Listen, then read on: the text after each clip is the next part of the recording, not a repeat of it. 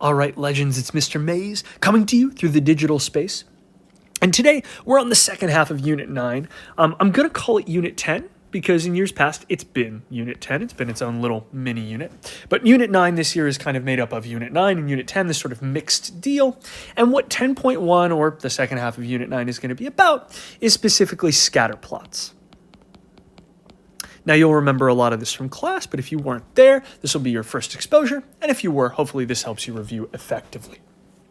Now, scatterplots are a big deal for a few reasons. What I would have you do is I would have you hop onto the slideshow real quick so I can walk you through the ideas that we're messing about with now. Now, on around slide 14 or slide 15, depending on where you're at on the slideshow, we take a look at what makes up a scatterplot. Now, a scatterplot is, for the most part, going to be made out of what's called bivariate data.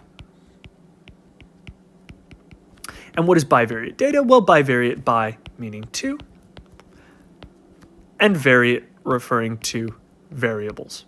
So we're going to have two variables in our data for bivariate data and for scatterplots. And for the purposes of our situation and our scatterplots, always we are going to have those variables be quantitative. And that's actually true no matter what. Quantitative, is that spelled right? Let's hope. It is. Quantitative. Why? Well, scatterplots are like the opposite of a chi-squared distribution, right? Chi-squared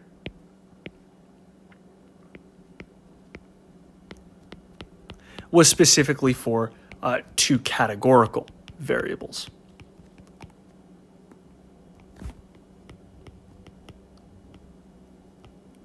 On the other hand, right? Scatterplots are going to be two quantitative variables. Why? They're two numerical things that we're measuring, and that should make good sense. Both your x and your y-axis, when dealing with a scatterplot, y goes to the sky, as they say. X is dead, like the x's that you put over eyes when something is dead in cartoons, are both going to have numbers associated with them. Not proportions, but numbers for the most part. Two quantitative things that we are measuring overall. Okay? Remember also that your x-axis will have the explanatory variable on it. And we remember that because ex and x, right? Pretty easy to remember. Versus the response variable will be the y variable. The y variable being dependent on what we get for the x variable, which is the independent variable in this case. Remember, and this is on the describing relationships slide of the slideshow for this unit. But remember that we were, up until this point, really using univariate data for quantitative distribution. So box plots, dot plots, stem plots, histograms. And we used seesawks to describe those things. Now, for bivariate data, we're either doing chi-squared tests where we use phantoms and whatnot, or we're using, for bivariate quantitative data, scatterplots, and we'll use an acronym called DOFS, D-O-F-S, for that. And what does DOFS stand for? Well, it stands for direction. And we'll go into each of these in more detail. Outliers, if you have any. Always if you have any. There may not be any. Form and strength. And we're just going to learn how we define these in more sensible ways in our slides today. Let's move over to green. I'm feeling some green in my life. All right. And then there's a great slide that says interpreting scatterplots. Now, I'm going to go through each different one of these, direction, form, and strength, and then outliers in order. But just to keep you in the right mindset, direction is either positive or negative. Form is linear or nonlinear. And within form, you can have clusters. And then there's strength, how closely cloistered together the points are, or how far apart they are. And then, of course, outliers. You'll know an outlier, but there are going to be new ways we learn to talk about our outliers. Now, in terms of direction, you're either going to have positive or negative. And that follows the slope of our data, right?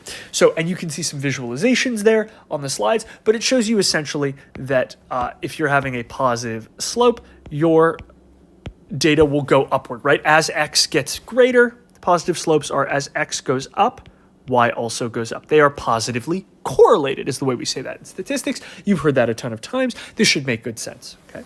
On the other hand, negative, and I'm going to do that one in red, and actually I'm going to box it in red as well. Negative will look like this. We're getting Christmas colors in here. As x goes up, y will go down. We'll have the opposite reaction. So instead, a negative slope will, of course, be the same as a negative slope in all other fields of mathematics. And it just tells you the relationship. They are either positively or negatively correlated. And that's how direction works. It's pretty cool, very useful. Now you can see there are a bunch of slides where I go through those. And then, of course, the last thing you might have for direction is you might have, let me do a different color for this, you might have no direction.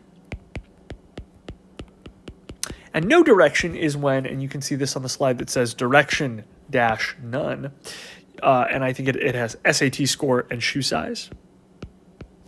And it's just got a bunch of dots, and they're kind of all over the place. There's no real shape forming, and so there's no imagined slope line to work with, and so it's directionless. So those are our three big options. Let's move on. I'm going to go to black. Let's do form now. Form is super, super, super important. Our options are curved, which is also known as non-linear. Both are acceptable. And a curved or nonlinear form would look kind of like this, where the data points vaguely follow like part of a parabola or an exponential decay graph, something of that nature, right? So they have a direction of sorts, but they are kind of swooping, right? Or you might have literally a curve, okay? The other way that form might present itself is instead of being nonlinear or curved, you might have a linear form, right? And a linear form is exactly what you might think. On one hand, linear form is when the data follows a singular direction. So it can be linear positive or it can be linear negative. And that's when you don't see any apparent curve. The other thing to recognize, and I say this later on, is you should default to linear if you're unsure.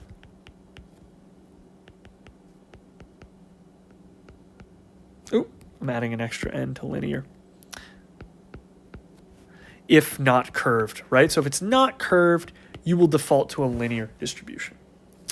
We also talk about the idea that within linear, you can also have linear with clusters. So again, let's imagine this sort of negative linear structure. I have a bunch of dots. They're vaguely going in this direction downward, right? You could argue this is linear with clusters. There's a cluster here. There's also a cluster here.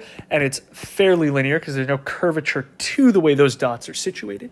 And again, you should take a look at the dots presented on the slideshow to get a clearer idea of what a curved graph would look like that's a scatter plot versus linear with clusters. If you take a look and you see on the slide that says default to linear if not clearly curved, you'll see that that has one singular cluster. And you could say that. You could say the scatter plot is linear with a slight, positive slope, and the data are clustered, between approximately 1 and 3 shots. That's okay to say. And then we'll talk about strength, which is arguably the most important concept. Strength is defined essentially as how closely points follow the form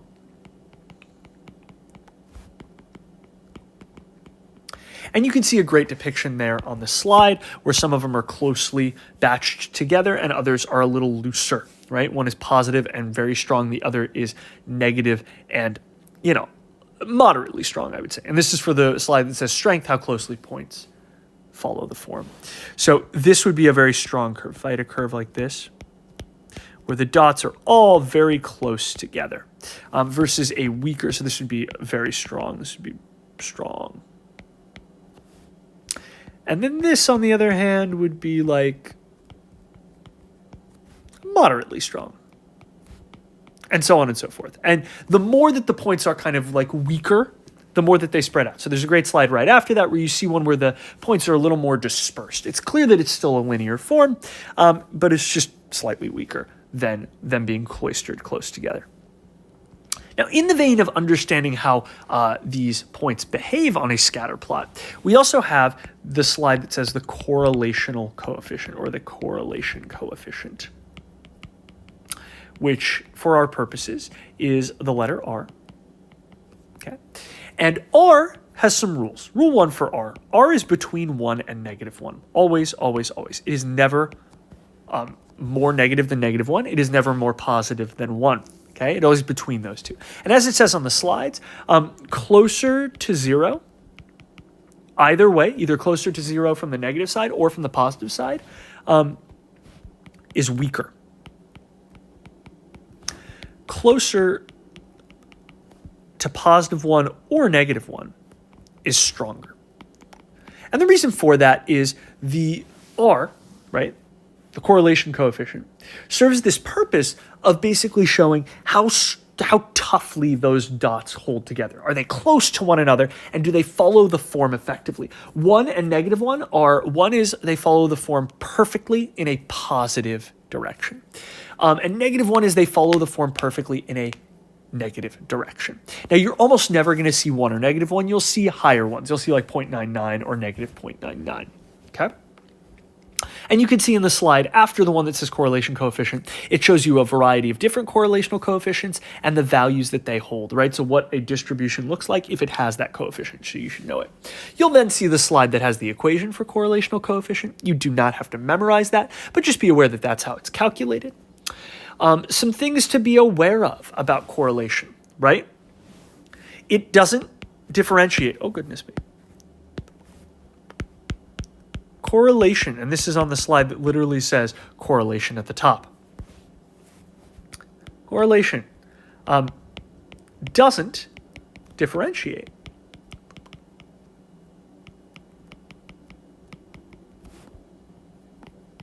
Between X and Y. It doesn't care. X, Y, it doesn't know the difference. It knows that you have two variables and it is calculated accordingly. Well, I should say it doesn't know anything. It's a variable. It's a number, right? But it is taken, it only, in order to calculate it, you just need the two variables and their distributions. You don't need to know which is the X and which is the Y. It doesn't matter. There's no placement difference there. Both variables must be quantitative. And that makes good sense. We're talking about scatterplots. This is all about quantitative data. The correlational coefficient has no unit.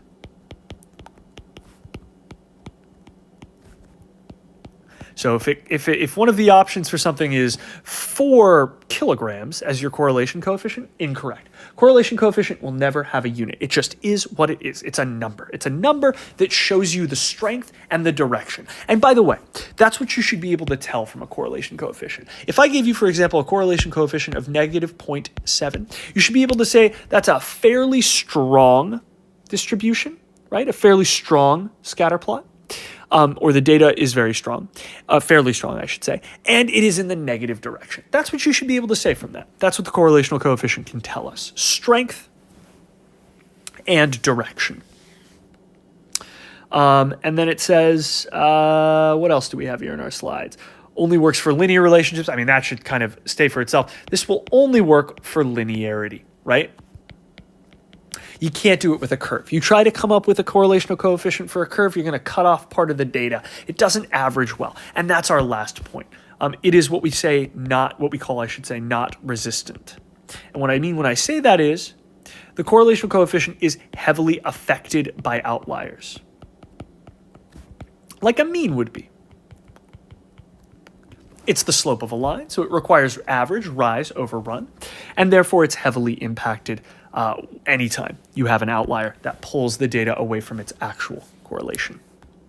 We're doing a great job, Legends. We're really, really zooming through this.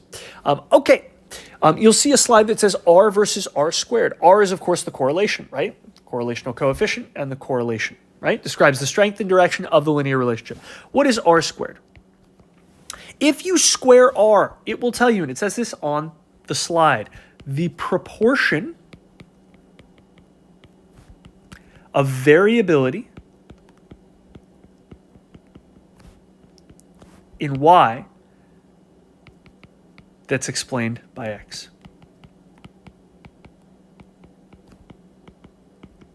So with any distribution, you'll have data, and the data is not all in a perfect line. It's spaced out somewhat. And the degree to which it's spaced out away from the line is the variability, right? Just like with sampling distributions, where there's always a little bit that you can vary one way or the other, and some are more and less likely.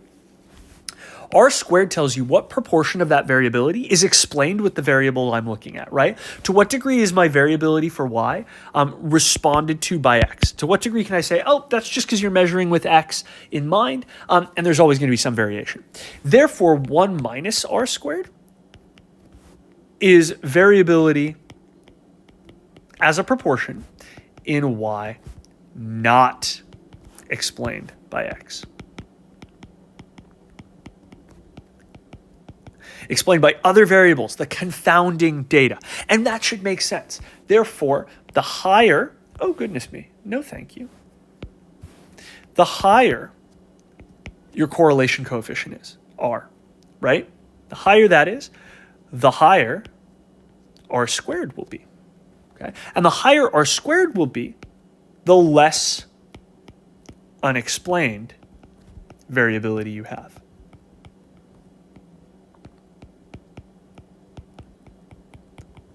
Right? The clearer we are. And therefore, the lower your correlational coefficient, the lower your R squared value, and therefore, the more variability you just can't account for. All right, we really only have one more thing to go through, legends, and then we're going to rock and roll. Let's use some green for this. When we talk about outliers, which is our last big topic here, there are two concepts to understand about outliers. There are some great visuals there to recognize about types of outliers. It says it on the top of the graph. It says types of outliers. You have high leverage and not high leverage. And you have influential and not influential. And all I need you to know is that high leverage ones are outliers for X values. So you can see a great example. That first image that I have there is not high leverage because there are X values scattered all across it. Here's what battery power low. Are we ready, legends? Can we handle it? I think we can do it. Oh, no. An example of a high leverage variable would be if I had a bunch of data, and then whoa, it cuts out for a second here, all the way until I get a variable over here. Now that would be considered, let me erase these invented lines I created here. This would be a high leverage variable, this guy here, because there are all these X values where there's no data. Look at that, let me highlight that. There's just no data going on for a chunk in that stretch of X axis, right? And then it would keep going.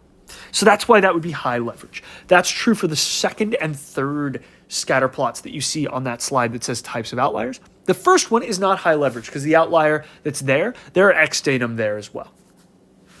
Influential, on the other hand, are outliers that affect slope.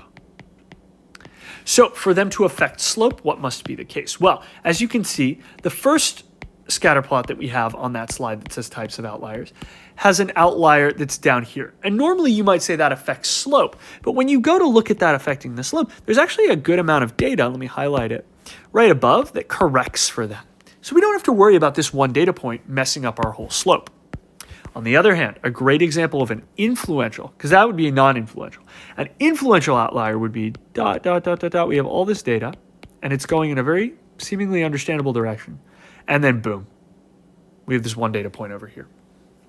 And that would be influential because you're doing the graph, and then suddenly, whoa, what's this guy doing over here? That is going to mess with, I dare say,